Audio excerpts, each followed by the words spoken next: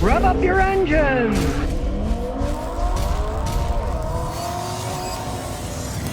C.J. Alexander said, I just picked up a 2023 Maverick. What's your opinion on these trucks? It's a very interesting design because it's Ford's first front-wheel drive truck, so it rides more like a car than a truck, and it gets phenomenal gas mileage. My jury is out. It's not in yet because they're all made in Mexico, and I have a real problem with bad quality control in Mexico, so I don't know if they're going to hold up over time. I have no idea. And Ford is kind of pissed that they're selling a bunch of them because they want to sell the $60,000, $80,000, $90,000 F-150, F-250 trucks. They don't want to sell these trucks that cost a lot less because, of course, they're making less money on them. Even though they're making them cheaper in Mexico, they don't cost as much, so there's a smaller profit. Now, we'll see over time how they hold up. If they hold up, you know, they got a gold mine. But they better hold up because Toyota's coming out with their Toyota Stout, and when that thing comes out, a little pickup truck, sell like hotcakes if they don't have any problems like the Tacoma. Used to be the Rangers and Tacomas were neck and neck. Now Toyota sells 4, 5, 6, 7 times as many Tacomas as Ford sells Rangers. So they better get their act in gear because if they do have problems, they'll all just migrate to Toyota like they did in the past. Carlos Gonzalez says, what do you think of the 2020 Subaru WRX with the manual transmission? Well, they're zippy vehicles. People want something like that. They tend to like driving them around. And the biggest problem with modern day Subarus are their transmissions. Somewhat weak, right? Well, that's a manual transmission. They don't really have problems with them. If you're looking for a manual transmission, all-wheel drive vehicle, that's a pretty good one to get, really. Aren't that many manual transmissions left. And a lot of companies don't even make them anymore. And if that's what you want, hey. Sir Frank says, Scotty, what are your thoughts on 2018 and 2010 Porsche Cayennes? The average runs of 140,000 miles, but are on the cheaper side, thanks. Well, they're cheap because they're endless money pits. Anybody who would buy a Porsche Cayenne with that kind of mileage on it is nuts unless they're mechanics.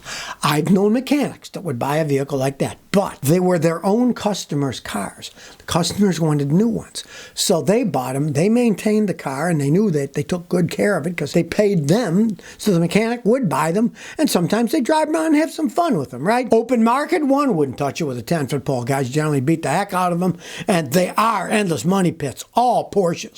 When they get older, the parts cost a fortune. The people who work on them are going to charge you a fortune. A lot of guys won't touch a lot of systems on the Porsches because you require specialty equipment that costs a fortune. And they don't want to get involved in buying that rat race. Spend millions on equipment, charge millions to your customers. A lot of guys don't want to get in that rat race.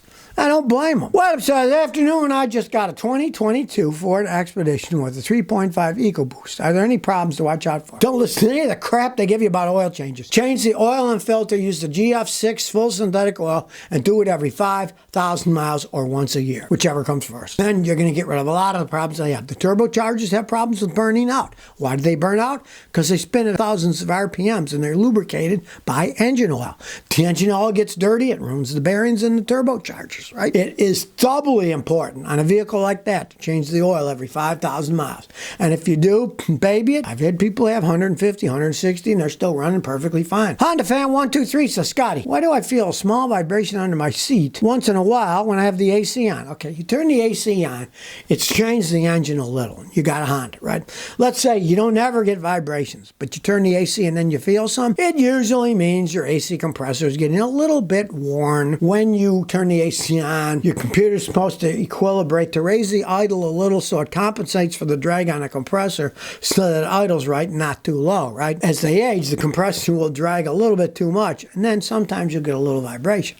If it still blows cold, check the refrigerant, make sure it's full of refrigerant, but there's really nothing you can do other than buy extremely expensive compressor, and as long as it blows cold and it's okay, it's generally something you're going to live with. 1996 RDR says, what are the long-term effects of using ethanol-free gasoline in my new car? Well, it's not going to have any effects. The only reason they use ethanol is because it's a cheap way to boost octane. They used to have an octane boost, and it was carcinogenic and it caused problems in California, so they made it illegal. They had to replace it with something, right? They replaced it with ethanol. At the limits that most gasoline is added, 10% and sometimes 15% max.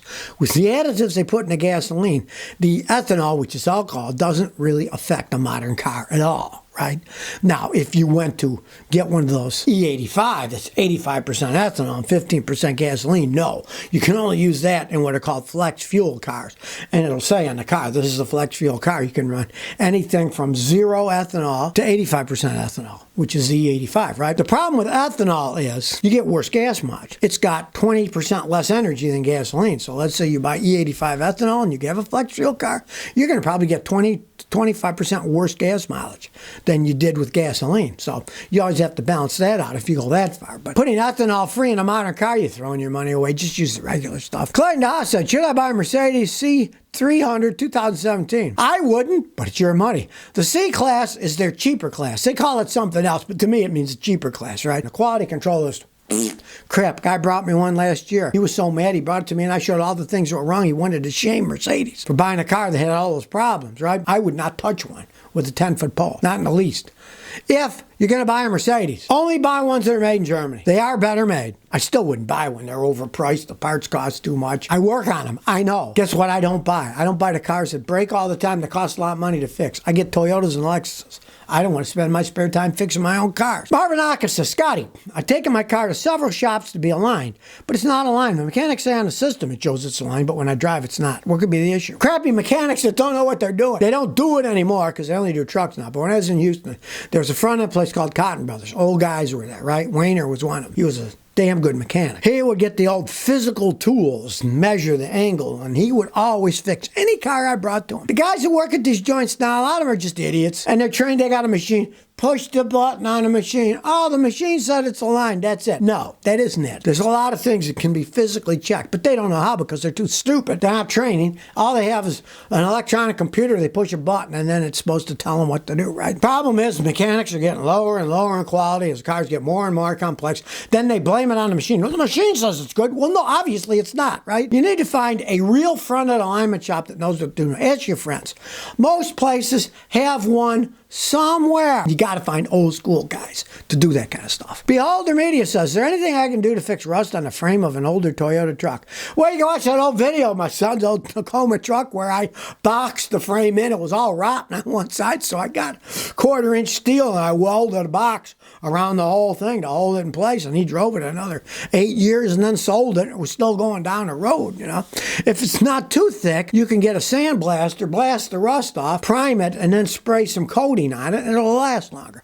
But if it's already all rotten away, I mean, the only thing you can do is try to box it in by welding giant pieces of steel cut to fit over it, and then box it in by welding it all together in a box. Haji says, what are your thoughts on tipping mechanics for their work? In my day, nobody ever tipped mechanics. It wasn't a thing. Now, when I was running my own business in Houston, Texas, a lot of times guys would tip me because they knew that I was doing something for $200. The dealer would charge them $2,500 for doing it, and they'd often give me a tip. But it's not something that you necessarily do like in a restaurant.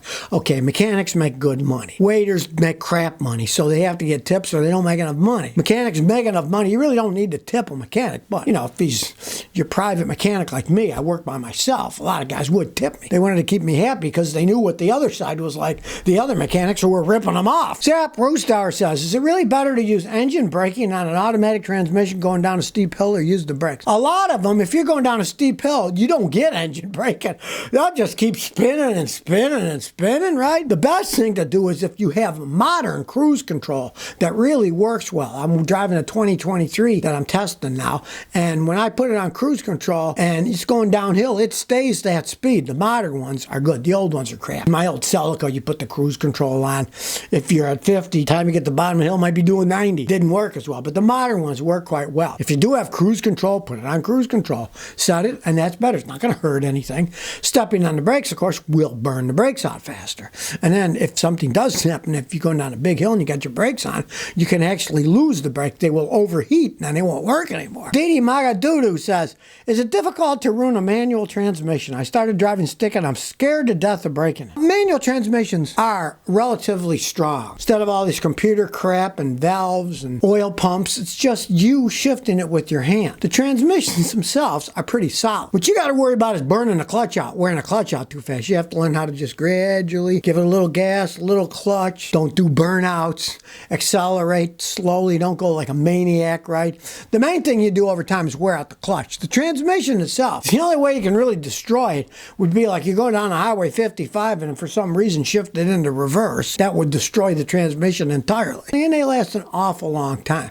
If you're rough on the clutch, though, you will wear the clutch out. And that costs usually close to $1,000 these days to replace clutches when they finally wear out. Jacob C says, hey, Mr. Kilmer, how do you feel about Mazda SkyActiv X technology? Would you buy it over turbocharged engine? Well, I would. They seem to hold up pretty well. Pretty good engines. Change the oil every 5,000 miles using full synthetic. That new GF6 oil, they seem to hold up quite well. I think they're doing a pretty good deal. And of course, now Toyota owns some of Mazda. They share technology. And Mazda is a much better company than it was, say, 2 decades ago when they were making some pretty crappy automatic transmissions. They don't have the problems that they used to have.